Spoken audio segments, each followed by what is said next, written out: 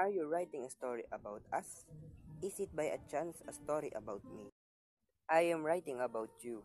However, more important than the word is the pencil I am using. I hope you will be like this pencil when you grow up.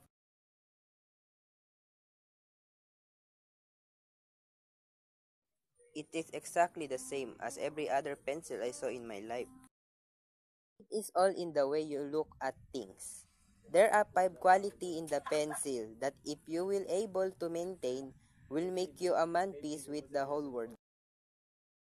You can make big things but never forget that there is a hand guiding your steps. This hand we call it God and he will always have to address you towards his will. Sometimes I have to stop writing and use a sharpener. This makes the pencil sharper a little, but at the end, it will be sharper. So, learn to bear a little pain because it will make you a better man. Quality. The pencil always allows us to use an eraser to cancel mistake.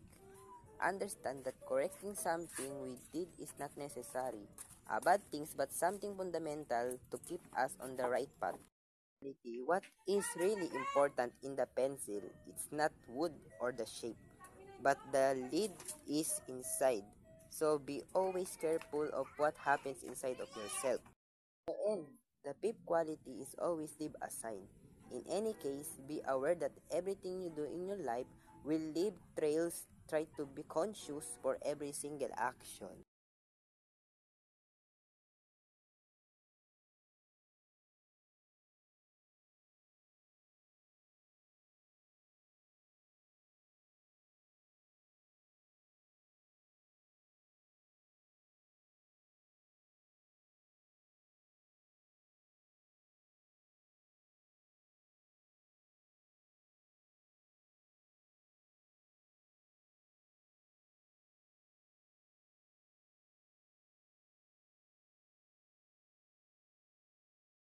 Thanks, Grandma.